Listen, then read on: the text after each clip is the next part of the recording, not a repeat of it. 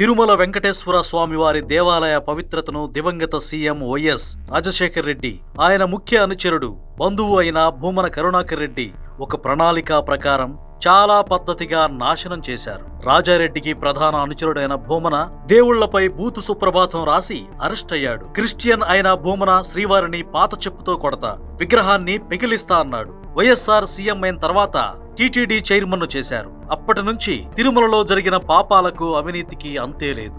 భూమన సోదరుడు సుబ్రహ్మణ్యరెడ్డి హిందూ దేవతలపై అత్యంత జుగుప్సాకరంగా, మృగాలు కూడా ఆలోచించని రీతిలో పుస్తకాన్ని రాశాడు. అటువంటి వాడికి Jagan Sri Venkateswara employees training academy director పదవిచ్చాడు. స్వామివారికి సేవ చేసే అర్చకులకు శిక్షణ ఇస్తాడంట.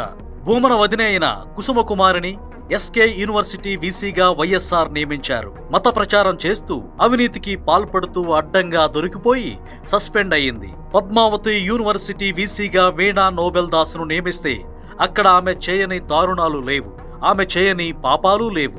జగన్ బాబాయ్ వైవి సుబ్బారెడ్డి తిరుమలలో జగన్ రెడ్డి రక్షక గోవిందా అని పాటలు పాడించాడు. తిరుమల పూర్తి స్థాయిలో భ్రష్టు పట్టిపోవడానికి ప్రధాన కారకుడు. జగన్ బావ ధర్మారెడ్డిని అప్పట్లో వైఎస్ఆర్, తర్వాత జగన్ డిప్యూటేషన్ పై తెచ్చి టీటీడీ జేఈఓగా చేశారు. ధర్మారెడ్డిని అడ్డు పెట్టుకుని వైఎస్ఆర్, జగన్, భూమన చేయని అవినీతి లేదు. వాస్తవానికి ధర్మారెడ్డిని తీవ్రంగా శిక్షించాలని శ్రీవారి భక్తులు కోరుతున్నారు. ఇక చివరగా వైఎస్ రాజశేఖర్ రెడ్డి 7 కొండలు కాదు 2 కొండలు అంటూ చేసిన కుట్ర, తర్వాత జరిగిన పరిణామాలన్నీ అందరికీ తెలిసిందే. ఇదేమి మతం, ఇదేమి దేశం, ఇదేమి హిందూయిజం అంటూ తిరుమలపై జగన్ చేసిన వ్యాఖ్యలు అందరికీ గుర్తొస్తున్నాయి. డిక్లరేషన్ అడిగితే గుడిని అమ్మ మొగుడుదా అన్నాడు.